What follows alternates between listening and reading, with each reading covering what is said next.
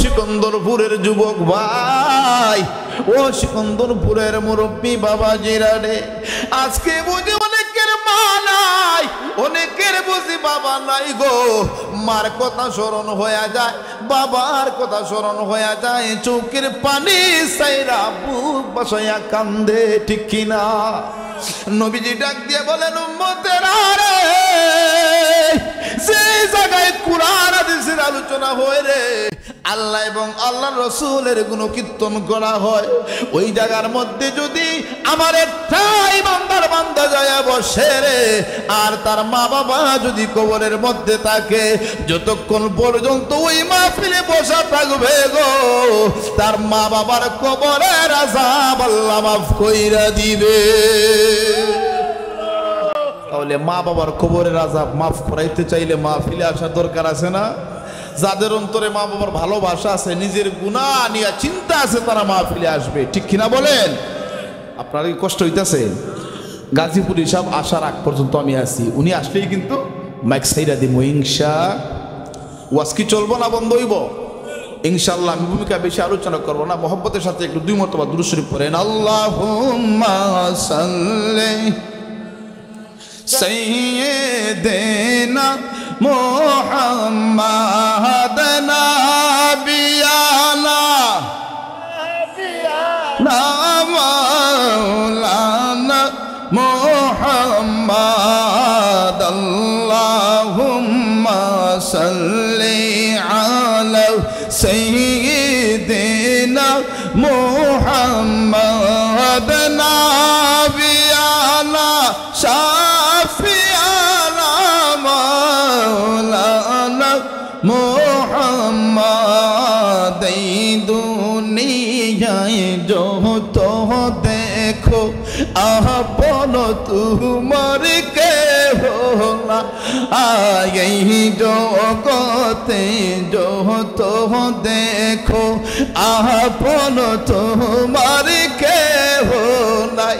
বাইরে বিপদের কান ডারি গনবি আদো কান্দেন মদিনায়।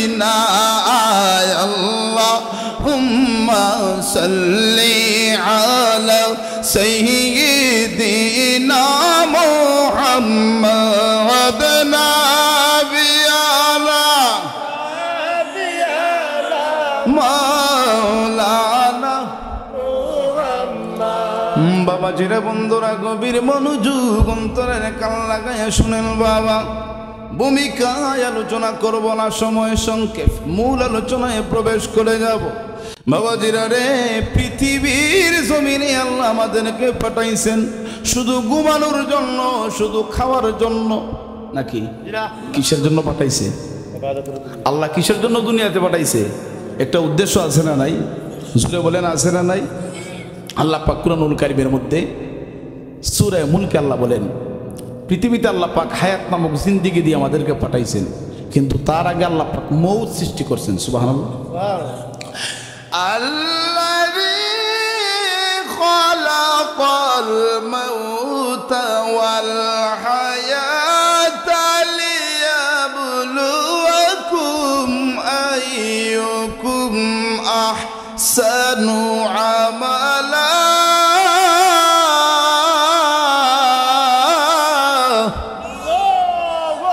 ঘোষণাকার আল্লাহ, কুরআন কারবানি আল্লাহ পাক রব্বুল আলামিন বলেন, আমি মৌত এবং হায়াত, আগে মৌত তারপরে হায়াত, মৌত এবং হায়াত আমি আল্লাহ পাক সৃষ্টি করেছি পরীক্ষা করার জন্য তোমাদেরকে। সুবহানাল্লাহ পড়েন না? কি পরীক্ষা? আইয়ুকুম আহসানু আমালা, সুন্দর আমল। সুন্দর আমল কে কতটুকু করো সেটা আমি আল্লাহ পাক দেখব, আমি আল্লাহ পাক সেটা পরীক্ষা করব। সেই জন্য আমি আল্লাহ পাক তোমাদের এই হায়াত এবং মৌত নামক জিনিস আমি সৃষ্টি করে দিয়েছি। সুবহানাল্লাহ। কিন্তু আমরা দুনিয়াতে এসে কি করতেছি? আল্লাহ পাক বলেন অন্য আয়াতে, ওয়া মা খালাকুতুল জিন্না ওয়াল ইনসা ইল্লা লিয়াবুদুন। আল্লাহ আল্লাহ বলেন আমি জিন এবং মানুষ দুইটা জাতিকে আমি আল্লাহ পাক সৃষ্টি করেছি আমার গোলামির জন্য। এই আওয়াজে মানতাম না সুবহানাল্লাহ, পকেটে ঢুকায় রাখেন, বাড়িতে যাই বলেন সুবহানাল্লাহ। এখন আওয়াজ হয় না, পিছনের বাইরে বলেন সুবহানাল্লাহ।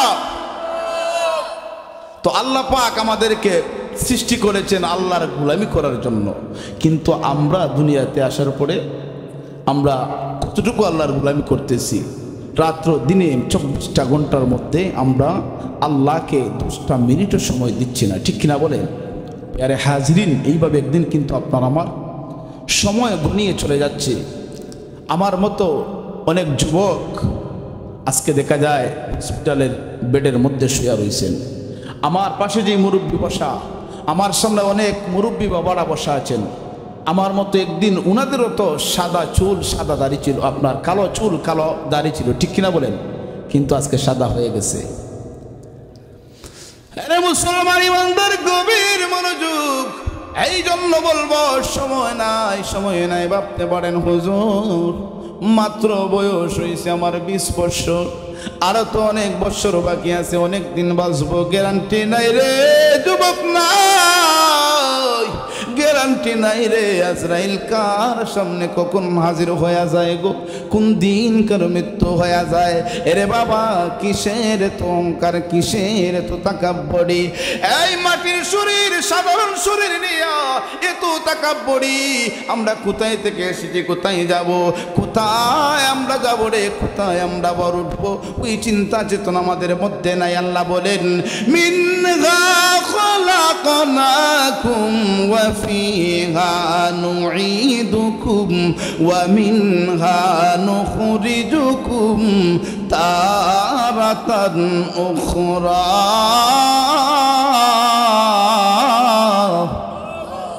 আল্লাহ বলেন আমি তোমাদেরকে যেই মাটি থেকে সৃষ্টি করেছি, মিনহা খলাকনাকুম ওয়া ফিহা নুঈদুকুম, আবার তোমাদেরকে আমি আল্লাহ ওই মাটিতে নিয়ে আসবো। সুবহানাল্লাহ পড়বেন না? আমরা মরে যাওয়ার পরে আমাদের আত্মীয় স্বজন পাড়া প্রতিবেশীদেরকে আবার আমরা কবরস্থ করি কি করি না? কবরের মধ্যে ডাইকা দেই। আরে মুসলমান, যে মাটি থেকে আল্লাহ আমাদেরকে সৃষ্টি করেছেন, আল্লাহ বলেন বান্দারে আবার ওই মাটিতেই তোমাদেরকে নিয়ে আসবো। আল্লাহ পরে শক্তি ডাক দিয়ে বলেন وَمِنْهَا نُخْرِجُكُمْ تَارَةً أُخْرَى। এরে বান্দা, তোমাকে পৃথিবীতে আমি আল্লাহ পাঠাইছি, আবার তুমি মারা গেছো, ভাইব না সেখানে তোমার হিসাব শেষ না রে বান্দা না। وَمِنْهَا نُخْرِجُكُمْ تَارَةً أُخْرَى, আল্লাহ বলেন আবার ওই কবর থেকে তোমাদেরকে আমি আল্লাহ উঠাবো। সেই দিন হিসাব দেওয়া লাগবে। এই সময় কোন কাজে ব্যয় করেছো? সিকন্দরপুর মাহফিল ছিল, কোরআনের তাফসীর হয়েছে, আলেম উলামারা কথা বলেছে। আর রে বান্দা, তুই রাস্তায় বসে বসে বুঝি গল্প আড্ডা করেছো। আরে বান্দা, বাড়িতে বসে বুঝি তুমি রয়েছো, একটা বারো কি তোমার ভিতরে আমি আল্লাহর ভয় কি তখন ঢুকে নাই রে? একবারও কি রাসূলের মহব্বত তোমার হৃদয়ে পয়দা হয়ে নাই? আরে মুসলমান ইমানদার, তখন কি জবাব দেবেন মালিকের দরবারে? কি জবাব দেবেন যদি আজকের রাতটাই আমাদের জন্য জীবনের শেষ রাত্রিটা হয়ে যায় রে? আজকের দিনটা যদি জীবনের শেষ দিন হয়ে যায়, তাহলে আল্লাহর দরবারে যাইয়া কি হিসাবটা মিলাবেন? আল্লাহর দরবারে যাইয়া কি জবাব দেবেন বাবা? এই জন্য বলবো, পৃথিবীর জমিনে যতক্ষণ থাকবো রে, পৃথিবীতে আমরা যতদিন বাঁচবো, সব সময় মাওলার ভয় অন্তরে ধারণ করিয়া, নবীর মহব্বত ভালোবাসা হৃদয়ে ধারণ করিয়া নবীর তরিকায় জিন্দেগি চালানোর দরকার আছে না নাই? আরো জোরে বলেন বাবা, আছে না নাই? এরে মুসলমান ইমানদার গভীর মনোযোগ, একটু খেয়াল করবেন বাবা, আল্লাহর ভয় হৃদয়ের মধ্যে ধারণ করার দরকার। আজকে আমরা কেন আল্লাহর গোলামিতে আমরা নাই? কারণ হলো একটাই, আমাদের অন্তরে আল্লাহর ভয় নাই। এই জন্য আমরা আল্লাহর ইবাদত থেকে দূরে সরে গেছি। আল্লাহ বলেন ইয়া আইয়ুহাল্লাযীনা আমানুত্তাকুল্লাহ, হে ঈমানদারের দল, আমি আল্লাহকে তোমরা ভয় করো। সুবহানাল্লাহ। কোন আল্লাহ আমাদেরকে কিন্তু নোটিশ জারি কইরা দিয়েছেন আগেই কোরআনের মধ্যে, আমি আল্লাহকে তোমরা ভয় করো। কিন্তু আমাদের অন্তরের মধ্যে আল্লাহর ভয় নাই, আছে বন্দার ভয়। কার ভয়? বান্দার ভয় আমাদের অন্তরে আছে। একজনের চাকরি করেন, আপনি একজনের চাকরি করতেছেন, আপনি বৈশা রইছেন, ওইদিকে আপনি কিন্তু তাকাইতেছেন একবার, আমার মালিক যদি এসে দেখে আমি বৈশা রইছি তাহলে তো আমার বেতন দিবে না, আমার ডিউটিটা পরিপূর্ণভাবে ধরবে না, আমার চাকরি বাতিল হয়ে যেতে পারে। আমাদের অন্তরে একটা ডর থাকে কি থাকে না? থাকে যে আমার মালিক যদি দেখে আমি কাজে নাই তাহলে সে রাগ করবে, সে আমার মজুরিটা ঠিক মতো দেবে না।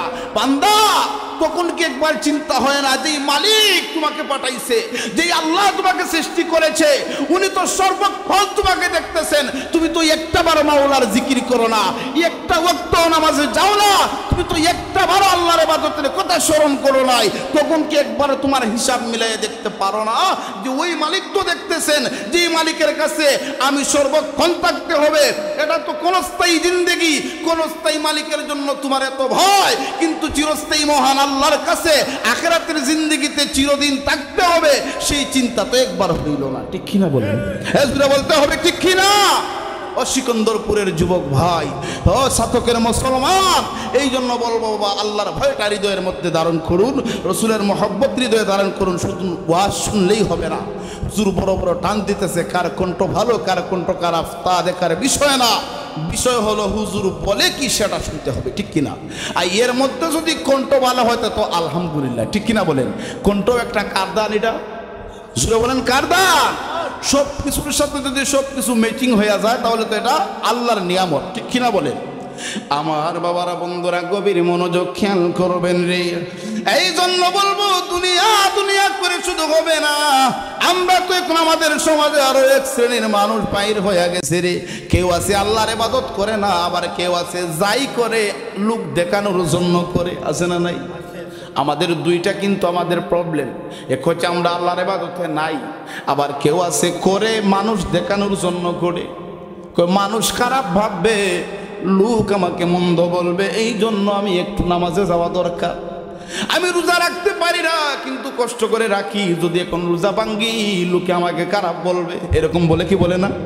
কিন্তু আল্লাহ বলেন, কুল ইন্না সালাতি ওয়া নুসুকি ওয়া মাহইয়ায়া ওয়া মামাতি লিল্লাহি রাব্বিল আলামিন।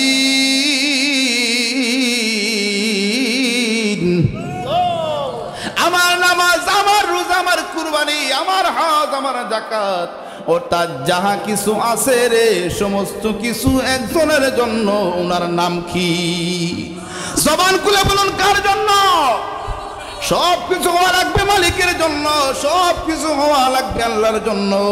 এই জন্য বলবো বাবা, আল্লাহর ভয় হৃদয়ের মধ্যে থাকা দরকার। সব সময় তাকওয়ার প্রয়োজন, তাকওয়ার প্রয়োজন। যেইভাবে তাকওয়া ছিল রে আল্লাহর নবীর সাহাবায়ে কেরামের। ঠিক কিনা বলেন? এই জন্য যুগে যুগে আল্লাহ পাক সাহাবায়ে কেরামদেরকে যুগে যুগে আল্লাহ রাব্বুল আলামিন পয়গম্বর প্রেরণ করেছেন। পয়গম্বরদের মাধ্যমে আল্লাহ পাক তাওহীদের দাওয়াত দেওয়াইছেন। আল্লাহ নবী, আমাদের নবী, শ্রেষ্ঠ নবী, ওই নবীর উম্মত আপনি আমি হয়েছি। রাসূল সাল্লাল্লাহু আলাইহি ওয়াসাল্লামের কথাগুলো সাহাবায়ে কেরামরা অক্ষরে অক্ষরে পালন করেছেন। সাহাবায়ে কেরামের আদর্শে আমাদেরকেও আদর্শবান হওয়া দরকার। ঠিক কিনা বলেন? আমরা শুধু বলি আমরা আহলুস সুন্নাত ওয়াল জামাত, আমরা আহলুস সুন্নাত ওয়াল জামাতের কি আছে আমাদের মধ্যে সেটা দেখতে হবে, সেই তরিকায় জিন্দেগি চালাইতে হবে। সাহাবায়ে কেরামের আদর্শে আদর্শবান হওয়া দরকার, যাদের ব্যাপারে আল্লাহ কুরআনুল কারীমের মধ্যে বলে দিয়েছেন, রাদিয়াল্লাহু আনহুম ওয়া রাদু আন। আল্লাহু আকবার। সাহাবায়ে কেরামের প্রতি আল্লাহ সন্তুষ্ট। সাহাবায়ে কেরামরাও মালিকের দরবারে তারা কৃতজ্ঞ যাপন করেছে। আমার নবী ও হাদিস শরীফের মধ্যে ডাক দিয়ে বলেছেন সাহাবায়ে কেরামের ব্যাপারে, দেখেন তারা সত্যের মাপ কাটে কিনা রে বাবা। আল্লাহর নবী বলেন, আসহাবি কান্নুজুম, আমার সাহাবীরা, আমার এক একটা সাহাবী আকাশের এক একটা তারকার সমতুল্য। সুবহানাল্লাহ। এই জন্য সাহাবায়ে কেরামের পথ আমাদেরকে লালন করতে হবে, সাহাবায়ে কেরামের আদর্শে আমাদের জীবনটাকে আদর্শবান বানানো দরকার। এর দুনিয়ার মানুষ অন্তরের কান লাগায়া শুনেন বাবা, সাহাবায়ে কেরামরা জীবন দিয়া দিছে, সাহাবায়ে কেরামরা জীবন দিয়া দিছে, তারপরেও ঈমান ছাড়ে নাই রে। আল্লাহর ভয় তারা হৃদয় থেকে সরায় নাই, রাসূলের মহব্বত হৃদয় থেকে সরায় নাই। আর আমরা তো এমন জাতের মুসলমান হইছি, আমরা 1000 টাকার কাছে আমরা ঈমান বিক্রি করে দেই, ঠিক না বলে? 500 টাকার কাছে আমরা ঈমান বিক্রি করে দেই। এটা হচ্ছে আমাদের ঈমানের অবস্থা। এই জন্য বলবো না, এমন ঈমান থাকলে বাবা আপনার আমলেরও কিন্তু গ্রহণযোগ্য হবে না। আপনার ঈমান যদি না থাকে তাহলে আমলও আল্লাহর কাছে কবুল হবে না। এই জন্য আগে ঈমানকে পরিপক্ত করতে হবে। ঈমান যার যত মজবুত তার আমলের দাম মালিকের কাছে তত বেশি। আর ঈমান আপনার নড়বড়ে, আপনার তো আমলই করতে মন চাইবে না। এই জন্য ঈমানটাকে আগে মজবুত করতে হবে। সাহাবায়ে কেরামরা জীবন দিয়া দিছে, মার খেয়েছেন, কালেমা ছাড়ে নাই, জবান থেকে আল্লাহর নাম সরাইতে পারে নাই। সুবহানাল্লাহ পড়বেন না? আল্লাহর হাবিব দ্বীনের জন্য কত কষ্ট করেছেন। কাফির কুফাররা রাসূলকে কষ্ট দিয়েছে, আঘাত দিয়েছেন এই ইসলামের জন্য, তাওহীদের জন্য। আর আমরা এত সুখে থাকার পরেও নরম বিছানার মধ্যে শুয়েও আল্লাহর নাম নিতে আমাদের কষ্ট হয়, ঠিক কিনা বলেন? রাসূল কত কষ্ট করেছেন, সাহাবীরা কত কষ্ট করেছেন ইসলামের জন্য, এই আমলের জন্য। আল্লাহর নবী দু জাহানের বাদশা নবী, যিনি সাহাবায়ে কেরামরা আল্লাহর নবীকে এত ভালোবাসত রে। রাসূল যেই সবকটা দিতেন সাহাবায়ে কেরামদেরকে, রাসূল যেই আলোচনাটা করতেন সেই আলোচনাটুকু সাহাবায়ে কেরামরা অক্ষরে অক্ষরে পালন করেছেন। এই জন্য সাহাবায়ে কেরামদের প্রতি আমার মহান মালিক সন্তুষ্ট হয়ে গেছেন। সুবহানাল্লাহ। আরে মুসলমান ইমানদার বলবেন, হুজুর আমরা কেমনে দামি হইমু, আমরা কেমনে দামি হইমু? আমরা তো আল্লাহর কাছে এমন দামি হইতে পারতাম না। সুলাইমান আলাইহিস সালাতু ওয়াস সালাম আল্লাহর একজন পয়গম্বর।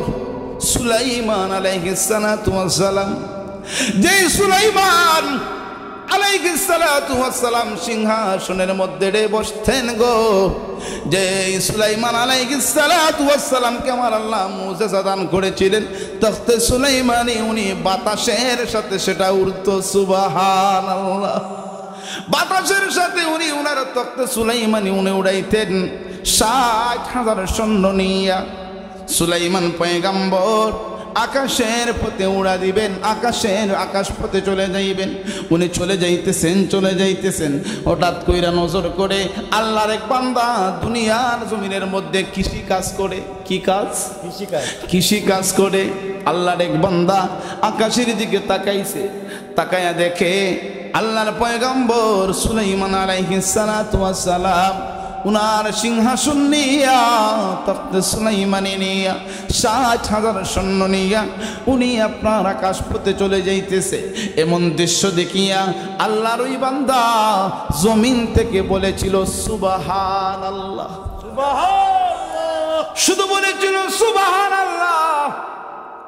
ওই সুবহানাল্লাহর আওয়াজ জমিন থেকে এতদূর পর্যন্ত সুলাইমান আলাইহিস সালাতু ওয়াস সালামের কান পর্যন্ত যাই আওয়াজটা পৌঁছায়া গেছে। আল্লাহু আকবার বলেন। আরে মুসলমান ইমানদার, সাথে সাথে সুলাইমান আলাইহিস সালাতু ওয়াস সালাম ডাক দিয়ে বলেন, কে রে? এই সুবহানাল্লাহর আওয়াজ এত সুন্দর করে পড়লো, আমি সুলাইমান আলাইহিস সালাতু ওয়াস সালামের কান পর্যন্ত আওয়াজটা পৌঁছে গেল। নবী সুলাইমান ইশারা করলেন, আরে আমার সিংহাসন যাও আল্লাহর ওই বান্দার কাছে যাইয়া অবতরণ করো। যাও দেখি ওই ব্যক্তিটাকে, তার সুবহানাল্লাহর পাওয়ার এতটুকু আমি সুলাইমানের কান পর্যন্ত আইসা পৌঁছে গেছে, তখতে সুলাইমানি পর্যন্ত সেটার আওয়াজ চলে আসছে, যাও তার কাছে। সেখানে যাওয়ার পরে আল্লাহর পয়গম্বর সুলাইমান আলাইহিস সালাতু ওয়াস সালাম সালাম আদান প্রদান করার পরে ডাক দিয়ে বললেন, ও ও আল্লাহর বান্দা কে গো তুমি কে? তুমি কি এমন আমল মাওলার দরবারে করেছো রে? কি এমন আমল তুমি করেছো যার কারণে আমি সুলাইমানের তখতে সুলাইমানি পর্যন্ত তোমার সুবহানাল্লাহর আওয়াজটা চলে গেল।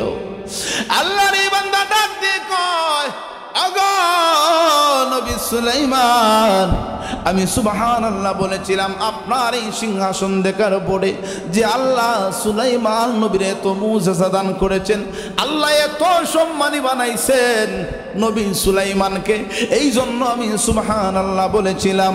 নবী সুলাইমান ডাক দিয়ে কয়, আল্লাহর বান্দা রে, ওরে আল্লাহর বান্দা, আমি সুলাইমানের জন্য তুমি এইভাবে সুবহানাল্লাহ বলেছিলা, আল্লাহ এত নিয়ামত আমাকে দান করেছেন সেই জন্য। রে আল্লাহর বান্দা, তুমি কি জানো রে, তুমি কি জানো না আমি সুলাইমানের এই সিংহাসনের চেয়ে, এই সিংহাসনের চেয়ে দামি, সব কিছুর চেয়ে দামি আমার আল্লাহ রাব্বুল আলামিন তোমাকে এত সম্মানিত করেছেন, মালিকের দরবারে এত তুমি প্রিয় হয়ে গেছো রে। এই সুবহানাল্লাহর দাম আমি সুলাইমানের এই তখতে সুলাইমানি থেকে সব কিছুর চাইতে রে তোমার সুবহানাল্লাহর দাম আল্লাহর কাছে অনেক বেশি। আরে মুসলমান, এই জন্য বলবো, যদি আল্লাহর কাছে প্রিয় হইতে পারেন, যদি মুমিন হইতে পারি রে, যদি আমরা মুমিন মুসলমান মুত্তাকি হইতে পারি, আল্লাহর কাছে সম্মান আছে না নাই? যদি আমরা দামি হইতে পারি, যদি আমাদের আখলাক চরিত্রকে আমরা ঠিক করতে পারি, আরে মুসলমান ইমানদার, এই জন্য বলবো, এর কারণে সাহাবায়ে কেরামের আদর্শের প্রয়োজন, সাহাবায়ে কেরামের জিন্দেগির আমাদের প্রয়োজন রে বাবা। যেইভাবে সাহাবায়ে কেরামরা ইসলামের জন্য প্রেমিক ছিলেন, যেইভাবে সাহাবায়ে কেরামরা নবীর জন্য প্রেমিক ছিলেন, আল্লাহর নবীজির এক সাহাবী রাসূলের দরবারে যাইয়া হাজির। সাহাবীটা কিন্তু আপনাদের মতো ধনী ছিল না, গরিব সাহাবী ছিল। কি সাহাবী? গরিব, গরিব একজন সাহাবী রাসূলের দরবারে যাই হাজির। ইয়া রাসূলুল্লাহ, ইয়া হাবিবাল্লাহ, নবী গো, আমি আপনার কাছে এসেছি। ইয়া রাসূলুল্লাহ, আপনি যেই হুকুমটাই আমাকে করেন, আপনার যেই নির্দেশটা আমাকে দেন, ইয়া রাসূলুল্লাহ, আমি পালন করার চেষ্টা করি। সুবহানাল্লাহ বলবেন। সুবহানাল্লাহ। কিন্তু গো নবী, আমার মনে হয় আমি আপনার একটা আদেশ আমি পালন করতে পারবো না। রাসূল ডাক দিয়ে বললেন, সাহাবীরে, কোন কাজের কথা তুমি বলতেছো? সাহাবীটা এবার চোখের পানি সাইরা কান্দে, ইয়া রাসূলুল্লাহ, নবী গো, ওগো মায়ার নবী, আমি তো গরিব গো নবী, আমার তো চেহারাও সুন্দর না, আমি টাকা পয়সার মালিক না, আমার চেহারার রং কালো। নবী গো, আপনি তো বলেছেন প্রত্যেকটা মানুষ বিবাহ করবে, আল্লাহ পাক ফরজ করে দিয়েছেন গো নবী, আপনি নবীজির সুন্নাহ। নবী গো, আমি আপনার প্রত্যেকটা সুন্নত আমি পালন করার চেষ্টা করি গো নবী, কিন্তু আপনার ওই বিবাহ সুন্নাহটা মনে হয় আমি পালন করতে পারবো না। ইয়া রাসূলুল্লাহ, আমি মনে হয় কোনোদিন বিবাহ করতে পারবো না, কারণ আমি গরিব, আমার চেহারাও সুন্দর না, অর্থাৎ কোনো কিছুই আমার নাই, আমার কাছে কেউ বিবাহ বসবে না। ইয়া রাসূলুল্লাহ, এই জন্য আমি কান্দি, আপনার প্রত্যেকটা সুন্নত আমি পালন করতে পারতেছি, কিন্তু ওই সুন্নত তো আমি পালন করতে পারবো না, কারণ কেউ আমার কাছে বিবাহ দিবে না, আমি গরিব মানুষ, আমার চেহারাও ভালো না। দুইটার মধ্যে একটা যদি হইতো তাহলে তো কোনো অসুবিধা ছিল না। যদি চেহারা ভালো হইতো, টাকার প্রয়োজন নাই, টাকা আছে, চেহারা দিয়া কোনো লাভ নাই, কারণ 80 বছর বুড়া বুড়ার কাছেও আপনার দেখা যায় 20-22 বছরের একজন মহিলার বিয়া দিয়া দেয়, আছে না নাই? অনেক সময় ফেসবুকে দেখা যায়। এটা কে করায়? এটা কি চেহারা করায় না টাকায় করায়? টাকায়। এই জন্য সাহাবীটা কান্দে, ইয়া রাসূলুল্লাহ, নবী গো, আমার টাকাও নাই, চেহারাও নাই, আমি মনে হয় পারবো না। সাহাবীটা কান্দে, ইয়া রাসূলুল্লাহ, নবী গো, ও গো মায়ার নবী, আমি মনে হয় কোনোদিন এই বিবাহটা সম্পন্ন করতে পারবো না। আল্লাহর নবী ডাক দিয়ে বললেন, সাহাবী রে, কান্দিস না, কান্দিস না, কান্দিস না রে, আয় আয় আমি নবীর কাছে আয়। আল্লাহর নবী দু জাহানের বাদশা নবীজি সুন্দর করে একটা কলম কাগজ হাতে নিলেন, মারহাবা বলেন। সুন্দর করে কাগজ কলমের মধ্যে লেখা দিলেন, একটা চিঠি লেখিয়া এই সাহাবীর হাতের মধ্যে দিলেন।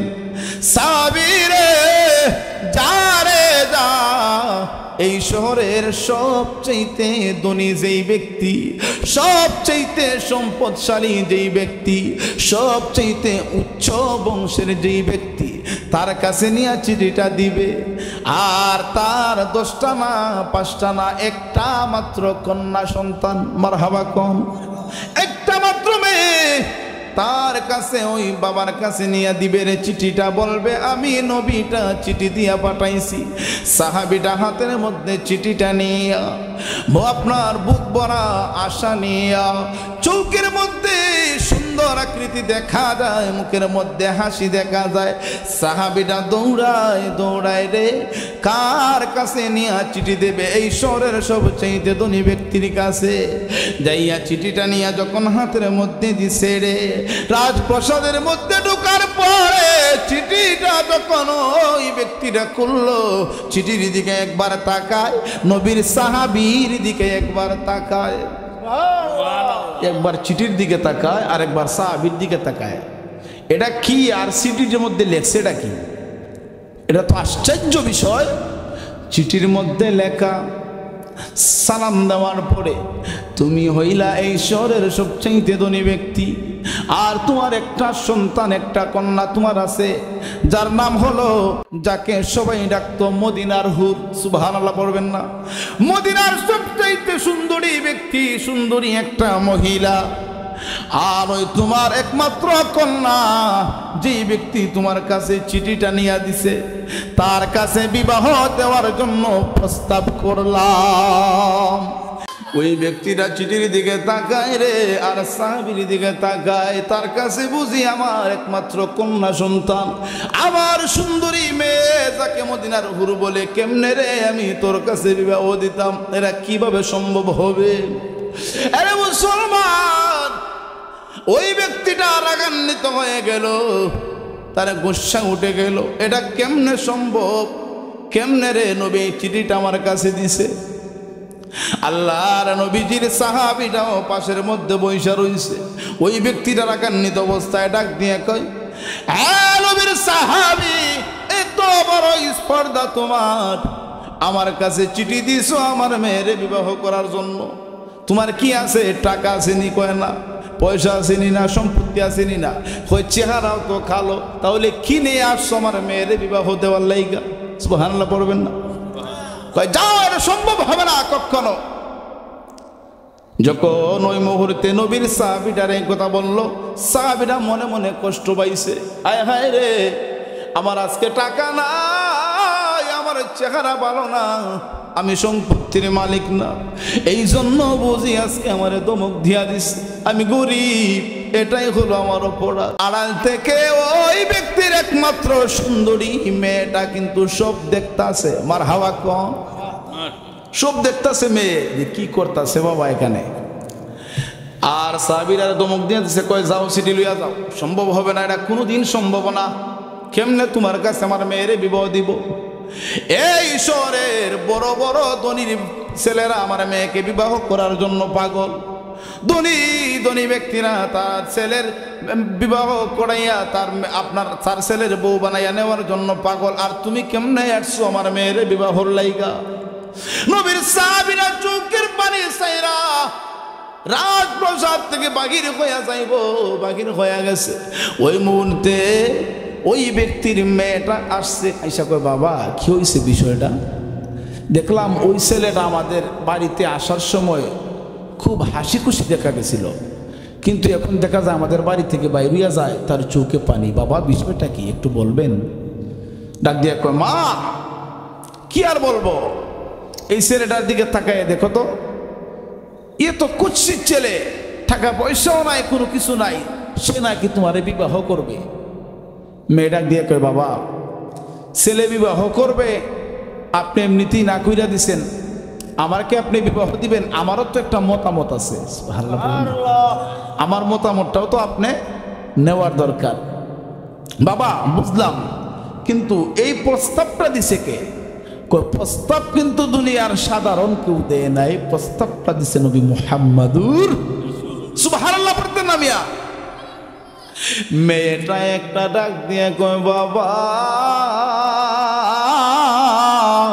ও প্রাণের বাবা, বাবা গো, নবী যদি বিবাহের প্রস্তাব দিয়ে তাকে গো বাবা, আপনি জানেননি এই মুহূর্তে যদি নবীর সাহাবীটা চোখের পানি সাইরা যদি গো নবীর দরবারে যাইয়া নালিশ করে, বাবা গো যেই নবীর কারণে তোমার সৃষ্টি হয়েছে, যেই নবীর কারণে আল্লাহ আমাকে বানাইছে, যেই নবীর কারণে আসমান বানাইছে, যেই নবীর কারণে আল্লাহ জমিন বানাইলো, সেই নবীর কারণে গোটা দুনিয়া আল্লাহ সাজাইছে গো, ওই নবীর কাছে যদি যাইয়া নালিশ করে নবী যদি কষ্ট পায় বাবা, আর তোমার আমার জিন্দেগি ইহকাল পরকাল বরবাদ হইয়া যাইব। দেখছেন মেয়েটা কেমন বুঝা বুঝছে? আর আমাদের সমাজে এই বুঝাগুলা বুঝে এই আল্লাহওয়ালা মহিলা কয়জন পাইবা আপনি বিশ্রাইয়া? সবাই তো টাকা পয়সা কই দিকে আছে, কোন দিকে ডিজিটাল আছে, এইগুলাই না। আপনি দেখবেন আল্লাহওয়ালা, তার ভিতরে দিনদারিতা আছে কিনা সেটাই দেখতে হবে, সে নামাজি কিনা, সে কুরআন তেলাওয়াত করেওয়ালা কিনা। বিবাহ দেওয়ার ক্ষেত্রে নেওয়ার ক্ষেত্রে দুটাতেই এইগুলাই আগে দেখা জরুরি। কিন্তু আমরা এখন দেখি টাকা পয়সা আছে কিনা, সম্পদের মালিক কিনা, এইগুলো আগে দেখেন না। আপনার আগে দেখার বিষয় হলো তার মধ্যে দিনদারিতা আছে কিনা। মেয়ে যখন বলল, মেয়ের কথায় বাবা আশ্চর্য হয়ে গেল। মেয়েটা দেখো, বাবা গো আপনি ওই ছেলে এটারে নবীর সাহাবীটারে আবার ডাক দিয়ে আনেন, ডাক দিয়ে আপনি বলে দেন গো বাবা, আপনি বলে দিন আমি আপনার একমাত্র সুন্দরী মেয়ে, আমি নবীজির প্রস্তাব দেওয়ার কারণে, আল্লাহর হাবিব প্রস্তাব পাঠানোর কারণে আমি আপনার একমাত্র মেয়ে, ওই বিবাহের মধ্যে রাজি হয়ে গেলাম। এরে মুসলমান ইমানদার, কেন এত অহংকারী, কেন এত তাকাব্বরি? ওই মেয়েটা তো ধনী হইয়া অহংকার করলো না, একমাত্র সুন্দরী হইয়া অহংকার করছে না রে। কারণ তার ভিতরে এটাই রয়েছে যে নবী যদি আমার প্রতি খুশি হইয়া যায় রে, এই দুনিয়া তো আমার জন্য কোনো স্থায়ী চিরস্থায়ী না। কবরের সাথী আমার মা হবে না, বাবা হবে না, কেউ হবে না, ওই কবরের সাথী হইব আমার নবী। ওই হাসরের মধ্যে সমস্ত মানুষ, সমস্ত নবী রাসূল বলবে নাফসি নাফসি। তখন যদি আমার নবীর ভালোবাসা থাকে রে, নবী যদি আমারে চিনে, তখন ওই নবী আমার জন্য সাফায়াত করবে, ঠিক কিনা বলেন? আরে সিকন্দরপুরের মানুষ, ওরে সাতকের মানুষ, সাতকের মা বোনেরা গো, সিকন্দরপুরের মা বোনেরা গো, এই জন্য বলবো অহংকার তাকাব্বুরি ছেড়ে দেন, তারাব্বুরি ছেড়ে দিতে হবে, মরণের ভয় হৃদয়ের মধ্যে ধারণ করতে হবে। কারণ সবাই আমরা মরণশীল, কেউ পৃথিবীর জমিনে থাকবো না, ঠিক কিনা বলেন? আমার মরণের কতদিন বাকি আমি জানিলাম না গো, আল্লাহ মরণের কতদিন বাকি, আমার মরণের কতদিন বাকি আমি জানিলাম না গো, আল্লাহ মরণের কতদিন বাকি। আর আজরাইল আসিয়া যখন হস্তে দিব দরি, আজরাইল আসিয়া যখন হস্তে দিব দরি, তখন আমার মোনাবাই করবা লুকালুকি আমি জানিলাম না গো, আল্লাহ মরণের কতদিন বাকি। আর খানের নীল কর্ণ তালি চৌকের নীল জ্যোতি, খানের নীল স্বর্ণ তালে চৌকের নিবজুতি দাঁত লহরিল চুল পাকিল বয়স হইল বাটি আমি জানিলাম না গো আল্লাহ মরণের কত দিন বাকি একটা জবানও বন্ধ রাখবেন না চিল্লে বলেন মারহাবা আল্লাহু আকবার নারে রিসালাত ইয়া রাসূলুল্লাহ আহলে সুন্নাত ওয়াল জামাত জিন্দাবাদ হযরত মাওলানা জমজাদ আলী আশিকি সাহেব জিন্দাবাদ বাবারা বন্ধুরা রে গভীর মনোযোগ এই জন্য বলবো মরণের চিন্তা মরণের কথা সময় সময় আমাকে স্মরণ করতে হবে আপনাকে স্মরণ করতে হবে তাহলে দেখবেন ভিতর থেকে হিংসা বিদ্বেষ দূরে সরে গেছে হিংসা বিদ্বেষ আমাদের সমাজে থাকবে না আজকে তো আমাদের সমাজে হিংসায় খাইছে হিংসায় এক হুজুর আর এক হুজুরে দেখতে পারে না ঠিক কিনা বলে কইবেন হুজুর আপনি নিজেরটা নিজে কইতেছেন হ্যাঁ এক হুজুর যদি ভালো ওয়াজ করে এক হুজুর যদি একটু আগায়া যায় আরেক হুজুর চাইব কীভাবে তারে টান দিয়া লাভাইয়া দিত ঠিক কিনা বলে এক মুসল্লি আরেক মুসল্লির চায় এক মুসল্লি যদি নামাজ পড়ে আরেক কিছু হ্যাঁ তার নামাজই হইয়া গেছে দেখেন সব সময় হাতের মধ্যে তসবিহ দেখা যায় হ্যাঁ না আপনি এগুলা করবেন না আপনি তাকে আর উৎসাহ দিবেন এটা হলো মুমিনের বৈশিষ্ট্য আর মুনাফিকের কাজ হলো এগুলা আরেকজনের সমালোচনা আরেকজনের কাছে যাইয়া করা না এগুলো আমার আদর্শ না এটা রসুলের আদর্শ না এটা সাহাবায়ে কেরামের আদর্শ না আপনার ভিতরে যতক্ষণ হিংসা থাকবে আপনি ততক্ষণ পর্যন্ত মুমিন হতে পারবেন না হিংসা আপনার ভিতরে থাকবে যদি আরেকজনের ভালো দিকা আপনার অন্তরে হিংসা হয় বুঝবেন যে আপনি ইমানদার না নিজেরটা নিজে বিচার করা যায় যদি দেখেন আরেকজনের ভালো দিকা আরেকজন ধনী হইয়া গেছে আমি হইতে পারতেছি না যদি আপনার অন্তরে হিংসা হয় বুঝবেন আপনি ইমানদার না বুঝবেন আপনি আল্লাহর কাছে প্রিয় না আরেকজনের ভালো দিকে যদি আপনার অন্তরে হিংসা আসে না দুয়া আসে তার জন্য বুঝবেন আপনিও আল্লাহর কাছে প্রিয় হয়ে গেছেন সুবহানাল্লাহ এই জন্য বলবো মুমিনের বৈশিষ্ট্য আমাদের সমাজে থাকা দরকার বাবা ওয়াজ তো শুনে নেই কিন্তু একটু আলোচনা গত বছর আলোচনা করেছি আপনাদের ভালো লাগছে বিদায় তো আলহামদুলিল্লাহ এবছর দাওয়াত করেছেন নাকি তো কিছু শিকার কিছু বুঝার চেষ্টা করেন এই জন্য বলবো সবসময় অন্তরের মধ্যে আল্লাহর ভয় থাকবে দেখবেন হিংসা বিদ্বেষ সব আপনার কাছ থেকে দূরে চলে হিংসা যদি থাকে রাসূল বলেন ইয়াকুম ওয়াল হাসাদা ফাইনাল হাসাদা ইয়াকুলুল হাসানাতি কামা তাকুলুন নারুল হাতাম হিংসা নেকিকে ধ্বংস করে দেয় কিভাবে জানেন যেইভাবে একটা শুকনা কাঠকে আগুন একেবারে শেষ করে দেয় আপনার হিংসাও আপনার আমলগুলাকে আপনার ভালো কাজগুলাকে এইভাবে শেষ করে দেয় এই জন্য হিংসা থেকে বেঁচে থাকবেন হিংসামুক্ত জীবন গড়ার আল্লাহ যেন আমাকে তৌফিক দেন বলুন আমিন বাবাজিরা আমার বন্ধুরা আমার আসুন সামনে বাড়ি মেয়েটা ডাক দিয়ে কই বাবা গো আপনি বলে দিন আমি ওই বিবাহের মধ্যে রাজি হইয়া গেছি নবীর কাছে যাইয়া বলতো আমি ওই বিবাহের মধ্যে রাজি ওই বাবা তো আশ্চর্য হয়ে গেল হায় রে হায় আমার মেয়েরও কি তাও একটা চাহিদা নাই আমার মেয়ের কি একটা পছন্দ নাই এরা কেমনে ছেলেটারে পছন্দ করছে আপনারা বলুন তো ওই মেয়েটা ছেলের চেহারার দিকে তাকাইয়া পছন্দ করছে নাকি আমার নবীজির কথা নবীর মহব্বতে পছন্দ করছে ঠিক কিনা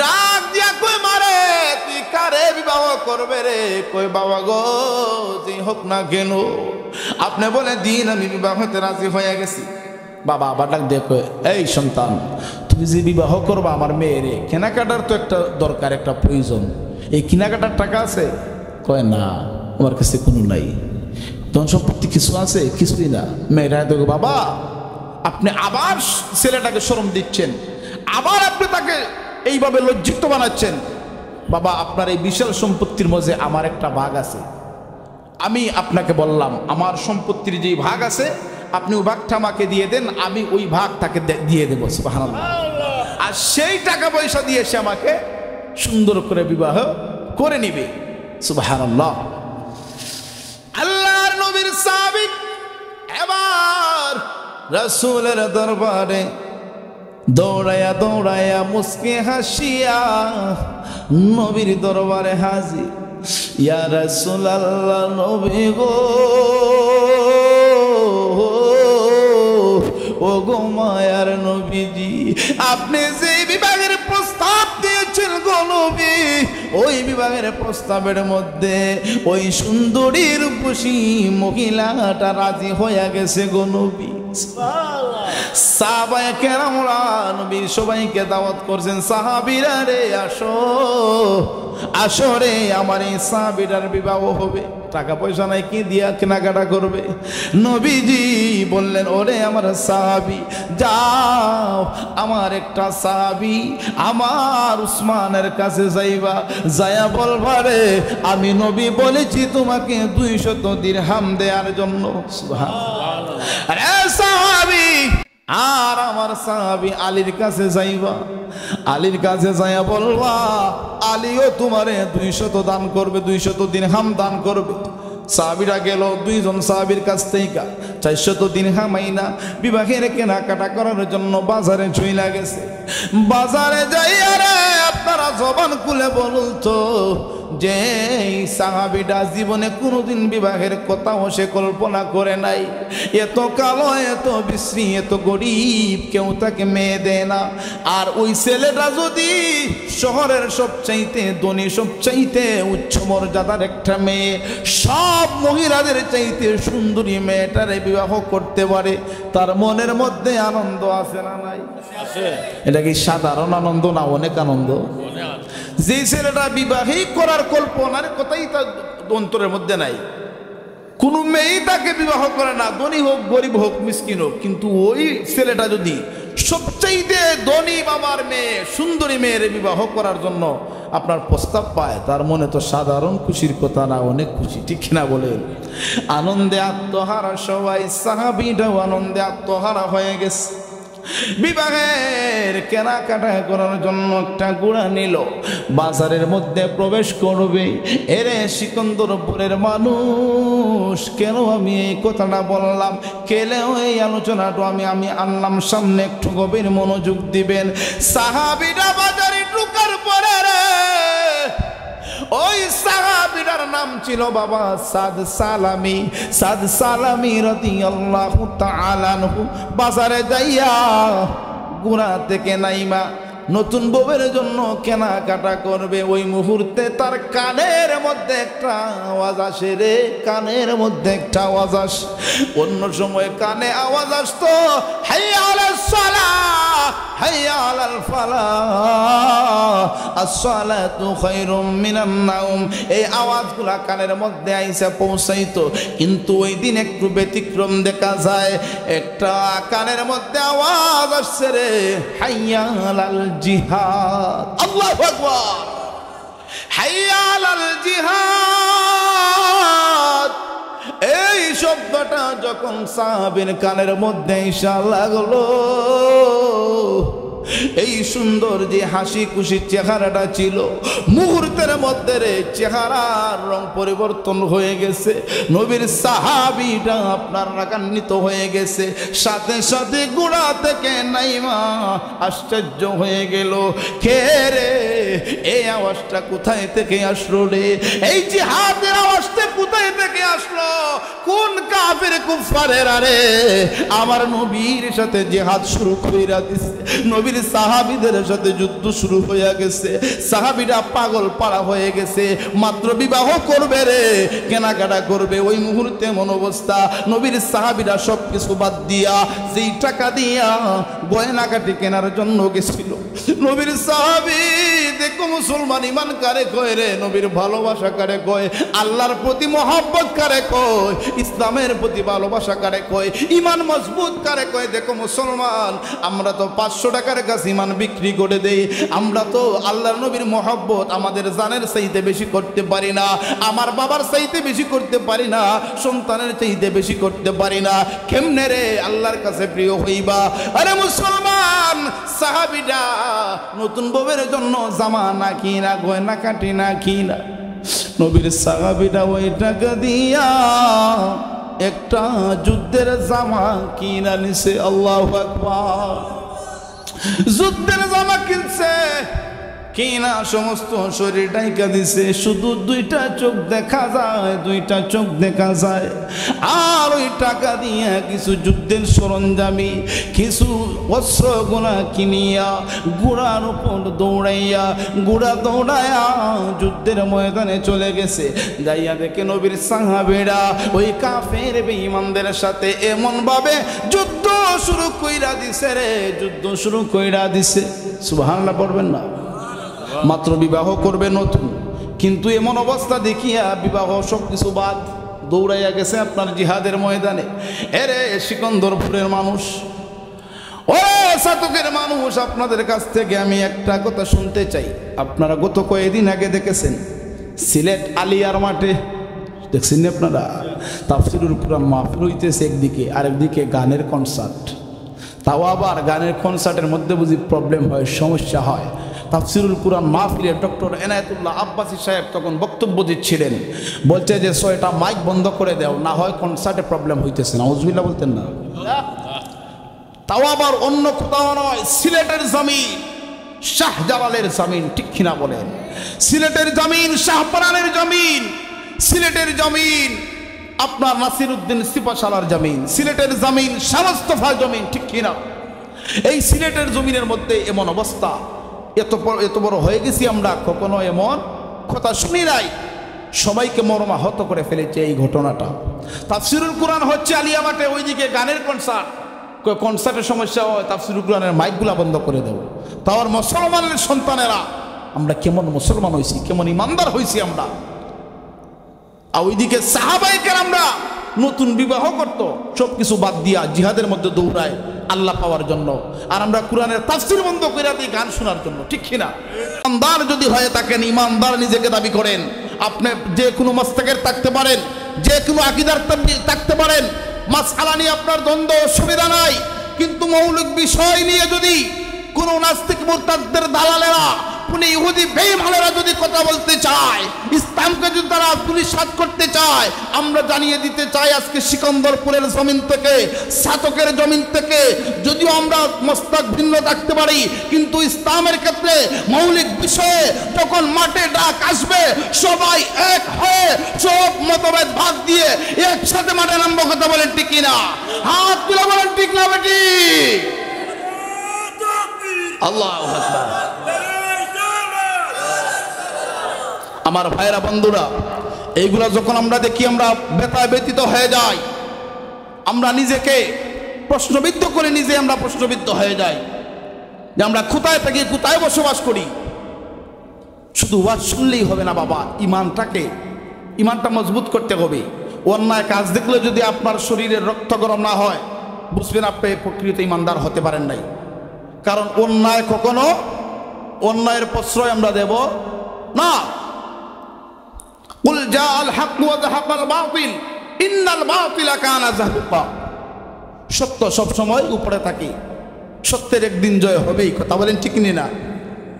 আমার ভাইরা বন্ধুরা, এই জন্য বলবো সবসময় সোচ্চার হওয়ার প্রয়োজন। আমার ভাইরা বন্ধুরা, আসুন, নবীর সাহাবী যুদ্ধের জামা লাগাইয়া সরঞ্জামি কিনা যুদ্ধের ময়দানে গেছে রে, কিন্তু ওইদিকে বিবাহ করার কথা ছিল, সব বাদ দিয়া দিছে। যাইয়া বেঈমানদের সাথে যুদ্ধের মধ্যে লাইগা গেছে। দুইটা চোখ খোলা, সমস্ত শরীরটা পাকা পুরো দিয়া ঢাকা হয়ে গেছে। নবীর সাহাবীরা যুদ্ধ শেষ, অনেক সাহাবী মারা গেছে। সবাই লাশগুলা নবীজির দরবারে আইনা হাজির করতেছে। এই নবীর সাহাবীটার লাশটাও রাসূলের দরবারে হাজির, কিন্তু কেউ চিনতে পারতেছে না উনি কে, উনার চেহারা তো দেখা যায় না। নবীর দরবারে যাইয়া হাজির, ইয়া রাসূলুল্লাহ, নবী গো, উনি কে গো? উনার পরিচয় তোমরা পাইতেছি না, আমাদের পক্ষে সে জিহাদ করেছে, যুদ্ধ করেছে। নবীজি ডাক দিয়ে বললেন, সাহাবীরা রে। নবীজি চোখ মুবারকের পানি সাইরা দিয়া ডাক দেখো, সাহাবীরা তারে চিনো না রে? আমার পাগল, আমার প্রেমিক রে, যাকে আমি নবীজি বিবাহের প্রস্তাবনা দিয়েছিলাম, বিবাহের কেনাকাটার জন্য বাজারে গেছে রে, কিন্তু শুনেছি জিহাদ শুরু হয়ে গেছে। আমার ওই পাগল সাহাবী যার নাম হলো রে সাদ সালামি। তোমরা চিনো নাই রে, সব কিছু বাদ দিয়া আমার সাহাবীরা আমি নবীর পাগল হইয়া, আমি নবীর প্রেমিক হইয়া রে আল্লাহর জন্য জীবন দিয়া দিছে। আরে মুসলমান ইমানদার, নবীজি ওই মুহূর্তে সাদ সালামি আপনার দেহটারে রসুলের উরুর মধ্যে ডাইকা রে, রসুলের উরু মুবারকের মধ্যে ডাইকা রসুল ওই চেহারার দিকে তাকায়, আর নবীজি আপনার এই চক্ষু মুবারকের পানিগুলা জোর জোর করে ছাড়ে। সাহাবীরাও কান্দে। আল্লাহর হাবিব মুহূর্তের মধ্যে দেখা যায় আকাশের দিকে রসুল তাকাইছেন, তাকাইয়া নবী মুস্কি মুস্কি হাসে। সুবহানাল্লাহ। সাহাবীরা আশ্চর্য, ইয়া রাসূলুল্লাহ, নবী গো আপনি প্রথমে কাঁদলেন কিন্তু শেষে আপনি কেন হাসলেন, তার কারণ কি? নবীজি ডাক দিয়ে কই রে সাহাবীরা, আরে আমার সাহাবীরা শুনে নাও, আমি কেন রে প্রথমে আমি কেঁদেছি জানোনি? আমার সালসালে আমি নবীকে এত ভালোবাসে রে, আমি নবীকে এত মহব্বত করে, যার জন্য জীবন দিতেও দ্বিধা করে নাই রে, জীবন দিতেও দ্বিধাও করে নাই।